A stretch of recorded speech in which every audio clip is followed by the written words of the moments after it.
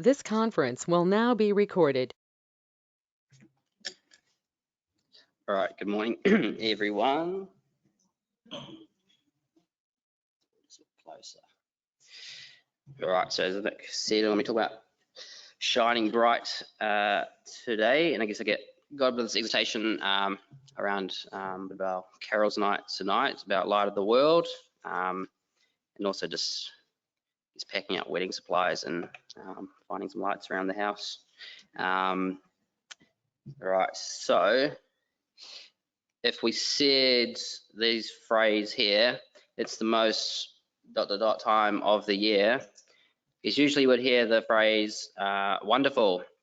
I guess except for those who got COVID last week, unfortunately for them. But I guess there's lots of other words which I thought of as well. We thought of maybe expensive time of the year. I guess holidays, maybe buying presents, that sort of thing. Busy, once again, finishing up with work, planning trips away, that sort of thing. Maybe loving, having the family around, getting together with friends, I guess doing all those things. What would you think if I said the word bright? Now it might seem a little strange, but I think we probably would have seen this sort of thing going around at the moment. And so I guess for me, it's maybe the most bright time of the year. And so we know there's always a house or a street with like the whole shebang around. Maybe had like the nativity scene, maybe just a herd of reindeer on the lawn, like you can see.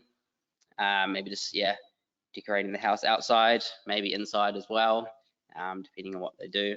And I guess this time of year it's light season. And so I guess I was wondering, I guess, why do people put up lights? I guess I'm not, I'm not really from too much of a Christmassy family, so never really got Christmas lights going around too much. But I guess it's a fun thing to do with the family sometimes, due to the traditions of putting them up together. Sometimes it's even to brighten up the place. I mean, it might be winter where you are, and sometimes it's a nice, just to liven things up a little bit. I guess some people to just do for like shows or things like that, or neighborhoods to walk around to go witness. A group of us last night actually went into town to Franklin Road. There were some up there just to go see all the lights that people have put up around. I guess traditionally it's been like a symbol for Jesus as the light of the world, and even that's why I guess you put the star on top of the Christmas tree. I guess representing the star that guided the wise men to, I guess, the birth of Christ. And I guess, where did this all start? So we go to the history through here. So apparently, in about 1660, they kind of put like candles on Christmas trees, and that's sort of the first sort of time where they did it. I'm not sure how safe it was. I can imagine there's probably lots of fires and potential things like that going on. So that was 1660. We go down to 1846, roughly, when apparently Queen Victoria made them quite famous, the sort of the candle ones. That's when it sort of got going. And then it took until like, I don't know, 30 years or so, where Edison, the guy who invented the light bulb, he invented the first sort of string lights. And I think his business partner actually was the first person to like put them on a tree or sort of around that time. And then in 1903, we sort of have them selling them as a pack. And you can see here in the picture, I think it says, or pretty much says no more house fires and that sort of thing, from the bottom right picture. So that's kind of what their marketing sort of strategy was. So I presume there was lots of sort of disasters going around that.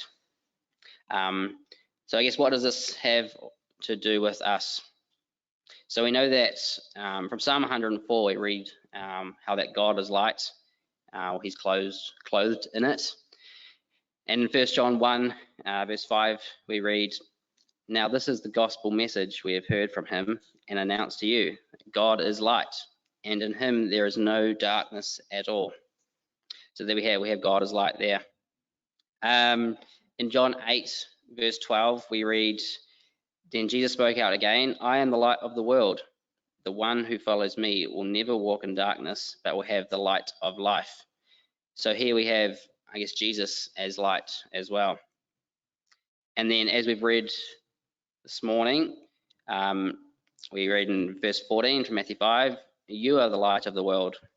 And so that's us as well. So all three of us, we have God, we have Jesus, and we have us. We're all described as lights in the Bible. And so there's a real connection here, isn't there, between it's God, His Son, Jesus, and us. And I think 2 Corinthians 4 sort of explains what's going on. We read, "For God, who said, 'Let light shine out of darkness,' is the one who shined in our hearts to give us the light of the glorious knowledge of God in the face of Christ." And I guess the connection goes a little deeper in John 17, where Jesus is praying. Have a big sort of, I think a few verses here, which I'll read. So Jesus is saying, "I'm not praying only on their behalf, but also on behalf of those who believe in me through their testimony, that they will all be one, just as you, Father, are in me and I am in you. I pray that they will be in us, so that the world will believe that you sent me. The glory you gave to me, I have given to them, that they may be one, just as we are one, I in them and you in me, that they may be completely one, so that the world will know that you sent me and you have loved them just as you have loved me." And so we see that Jesus didn't keep this light to himself, and he shared it with us all, and for the purpose of giving glory to God. And so I guess I love how these verses connect God and Jesus in this way, in that relationship, but then we're also added in there as well, added to that connection. And so I guess God shined and he let us know what he was like through Jesus, and Jesus is reflecting that character to us. And then we're, I guess, commanded to reflect it to everyone around us. And it wasn't for our own sake, but once again, so that they can glorify God. And I guess notice the reason here in this prayer is that it is for God's glory, whereas Jesus is saying, it's for the world to believe that you sent me and for the world to know how much that you love them. And so as we've read today in Matthew 5, verse 16, the commandment was, "In the same way, let your light shine before people so that they can see your good deeds and give honor to your Father in heaven." So Christ teaches us that we can't hide this light away, but instead we need to shine out bright before people so that they can see us, and then in turn they can glorify God. So yeah, that's our instruction, to let it shine. And so obviously, got a side note, we're going to the opposite of light, well, it's darkness. And in the song, I believe it's, yeah, obviously it's been here from the beginning. It's always been around us. And we know, I guess, from lots of themes throughout the Bible, how light is good and darkness being bad. And I guess that's why we sort of hide away from it. So we like to stay in the light and stay sort of away from that darkness. A question posed was then, well, how can we see the light if there is no darkness around us? And so maybe the darker it is, maybe it's actually easier to see the light around us. And it's sort of a quote that I found by Martin Luther King Jr., if anyone's interested. He says, "Only when it is dark enough can you see the stars." It's kind of a basic quote, but I thought it kind of resonated with me a little bit. And so I guess it can apply literally in this case here. So I want you to imagine Adam's first night on the earth, because he's used to daylight, and then all of a sudden it starts getting darker and darker. I guess the shadows are growing, and he's probably freaking out maybe a little bit, unsure of what's going on. And maybe he assumed that, I guess, the darkness would just block everything out, block all of creation out that he'd, I guess, been working hard on. I guess, but little did he know that when the sun actually went down, the darkness actually unveiled the beauty of the night sky. And so the sun that made Adam to see all creation, the animals, the flowers and the trees, actually blinded him from the stars and the planets. And so it had to be dark for Adam to truly see. It's kind of an interesting concept. We know that light is good, but maybe it can also be blinding. And so maybe, I'm not going to go down that tangent, but maybe it's also worth thinking about, like, what is the light blinding us from? Or figuratively, so are we stars shining for people to see? We are the light, so we don't need to be searching for it. But how do we be that light, and how do we make sure we aren't blocking it or covering it up? So a few little, we'll go through a few things that how we can do that. So what I've thought of, I guess Josh showed us a few weeks ago some cool examples of people around the world doing a few little things, being that light. So I guess the first one was about sharing your faith. And I guess this week's probably the easiest week to tell someone about the good news about Jesus, being that sort of Christmassy time of the year. And so this is one way in that we spread our light. We share it to people. The next one was to take light where it's dark. So the command, I guess the instruction was that we're the light of the world. We're not the light of the PK meeting. And so I guess that's where we need to be taking it, to the world. And so I guess there's darkness all around us. So it should be theoretically easier to take that light. And so obviously we can still shine in the light, but it probably won't be as effective because we're all in that light. However, sometimes even though we're in the light, we might be going through a rough patch, and we might have some doubts, or we might be lacking in faith a little bit. And so that's sort of the times where we still need to be that light to others already in the light. So it's not just taking it into the darkness. It can also be for everyone who's already has that light that just needs a little bit of a boost. And the last one was just shine together as a church. And so we've heard that we are the ecclesia that prays. Well, are we the ecclesia that shines? And so I guess we have an awesome event tonight where we can be that light to a community around us. And we also know there's many other classes that are going on. When we always hear the announcements, there seems to be something going on almost like every day in the hall here. And that's our way we can reach out and shine to people. When we come together as a group of lights, that's where we can shine the brightest. And so do we feel like the light of the world? So we'll just go. No, that's not going to work. All right, let's just go back there. All right, do we feel like the light of the world? I guess it's a pretty big ask. What about just the light of New Zealand? We narrow it down into the light of Auckland, the light of Pakuranga. Are we the light of Dale Crescent, just the street that we're on? And so I guess it asks this question, who knows about that light that we have? And so I guess I wanted to ask you the question, linking into lights, what mode are you on? And so I was considering dressing up like this today, wrapping myself up in Christmas lights, but I thought I'd probably trip up the stairs or something like that. And so let's go through these four sort of modes and see what sort of mode that we're on. So the first one is twinkle / flash. Okay. All right, so this is an on-off effect. So you can see on the next minute, and so obviously it's flashing. So 1 minute you're shining bright, and then the next it's off, and you're back into that darkness. And so it reminds me of sort of a lukewarm person, maybe sitting on the fence. Sometimes you're being that light to others, and sometimes I guess maybe you're more into the darkness. And so I guess we know this isn't a place that I guess we want to be. We know that God doesn't like us being on one side of it. He wants us to be one or the other. I guess we know that famous quote in Revelation about not being neither cold nor hot. I wish you were either cold or hot. So because you are lukewarm and neither hot nor cold, I'm going to vomit you out of my mouth. So I love how sort of graphic this verse is. It's always kind of funny to read it. But it shows to us how God wants us to be all in. So he wants us to be shining bright all the time.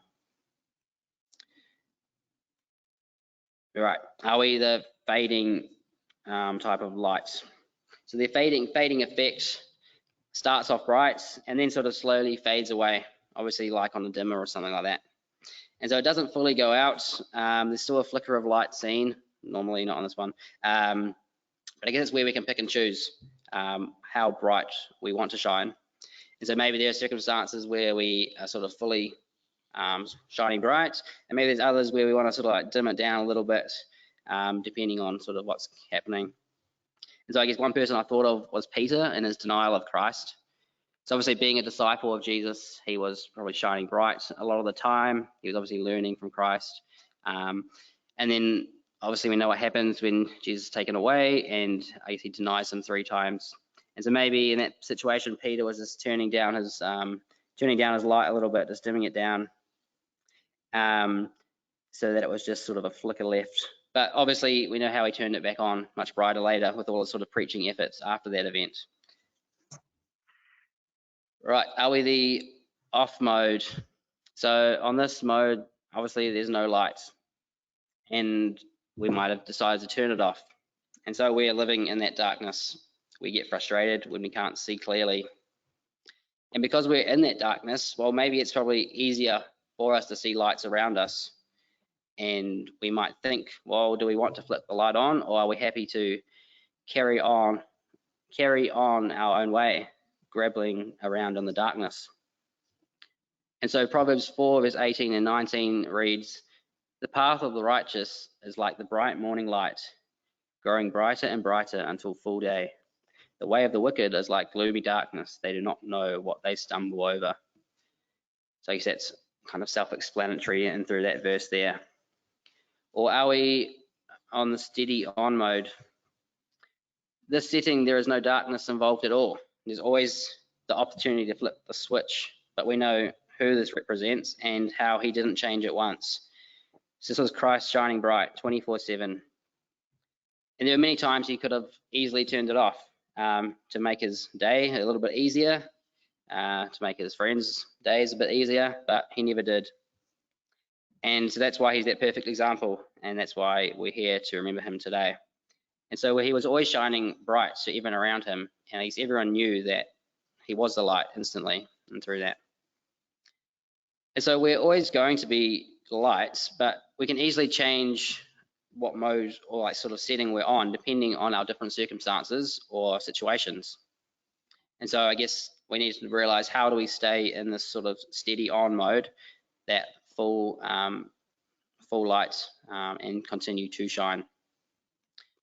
So I think there's about 2 main ways I looked at. In Luke 11, we read that the lamp of the body is the eye.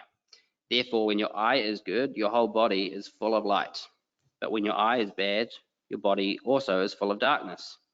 So I've gone from that, I guess what we see keeps us full of light. And then we have in 1 John 2, verse 9 and 10, "The one who says he is in the light, but still hates his fellow Christian, is still in the darkness. The one who loves his fellow Christian resides in the light, and there is no cause for stumbling in him." And so this is speaking, I guess, about what we do. And then this one here was an action of love. And so I guess to keep us full of light, it kind of comes down to 2 things, about seeing and doing. And I guess there's lots of probably ways we can tie this in, but I want to focus on what I guess we're here to remember this morning. So seeing. So from that 2 Corinthians quote previously, where it says, "Who shined in our hearts to give us the light of the glorious knowledge of God in the face of Christ." And so we see God's character in Jesus. We see God's love in sending his son.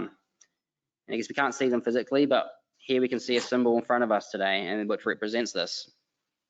And so maybe let's view this table here as a bright light, recharging us, as it were, for the week.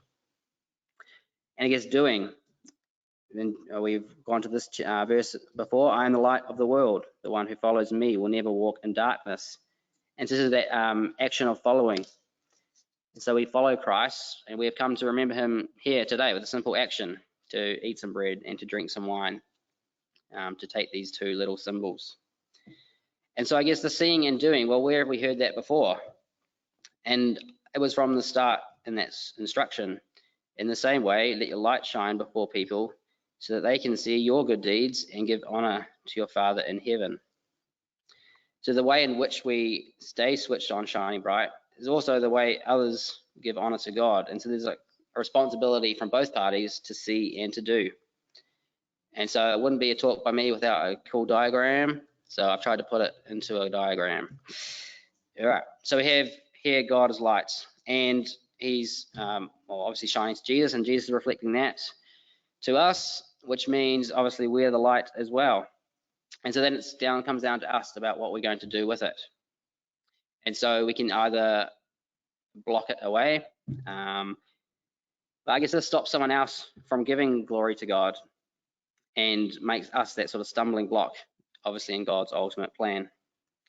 Our other choice is to shine bright and to be always shining bright, and this is what we do by seeing and doing. And so, because we never know when someone is sort of watching us, there can be any sort of time, and if we're doing this, well, it will lead someone else to glorifying God, which is obviously his ultimate purpose from the beginning, to have the earth filled with his glory. So it kind of comes down to a big deal, what we choose to do, isn't it? We could potentially be stopping someone giving glory to God by shutting off our light that we have. And so, well, it's the most bright time of the year, but for us, maybe it shouldn't be. Maybe we should be shining bright every day, 24/7, bringing that light into the darkness. And so I'm looking forward to tonight where we can reach out to those around us, and hopefully we have a good sort of crowd in tonight. But as we remember Christ this morning, and when we sort of see all the lights around us, maybe around our neighborhoods, down our streets, let's maybe have a think about what mode that we're switched on and ask ourselves, who needs me to be shining bright today?